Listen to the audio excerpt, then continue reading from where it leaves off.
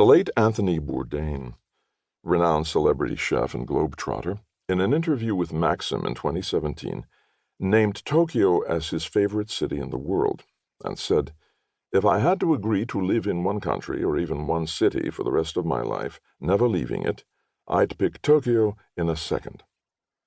He called his first trip to Tokyo in general an explosive, life-changing event, and even compared it to the first time he ever took acid and the way it changed every experience that came after it. "Nothing was ever the same for me," he said, fascinated with the city's myriad layers and the variety of its flavors, taste, and customs.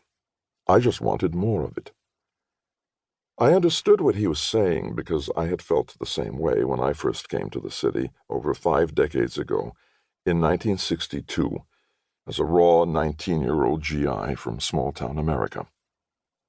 It was a time when the United States was at the peak of its economic power under iconic new President John Fitzgerald Kennedy, and Japan was still struggling to recover from the damage of defeat in World War II. Tokyo, at the time, was tearing itself apart and putting itself back together in preparation for the Tokyo Olympics. You could stand in parts of the city and watch as buildings were being torn down on one side of the street and new ones constructed on the other. I had arrived at what someone would later describe as the biggest construction site in the world.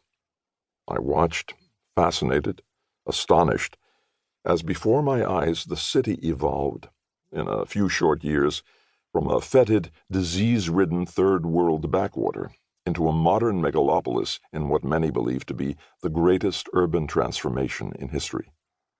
Tokyo then staged what Life magazine called the greatest Olympic Games ever. I was as naive as they come. I had grown up in Eureka, a small fishing and logging town on the coast of Northern California. Military training in Texas, intelligence school in Mississippi, and a weekend in New Orleans. That was all I knew of the outside world. My knowledge of Japan was limited to Godzilla movies, dubbed in bad English, I had seen at the Eureka Theater. In fact, the first thing I did on my initial visit to Tokyo was to look for the diet building that Godzilla had destroyed in his debut Toho feature.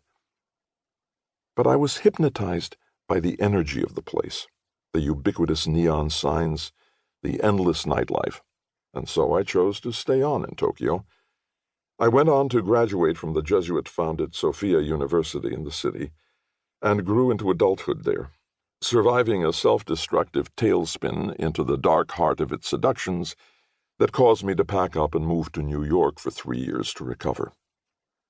Finally, I settled down to become the author of several successful books over a 4-decade span.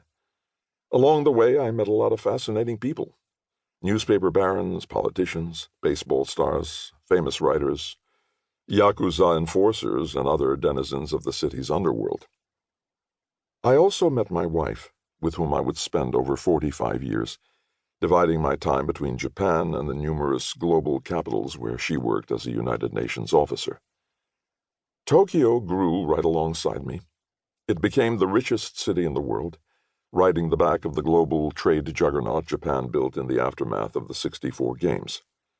It weathered the real estate collapse of the bubble era, got its choking pollution under control, covered the landscape with a succession of high-rise buildings, and became what many people regard as the cleanest, safest, most modern, most transportation-efficient, most fashion-conscious, and the politest city anywhere, with arguably the best selection of restaurants on the planet, boasting more than twice as many Michelin 3-star restaurants as any other city, including Paris.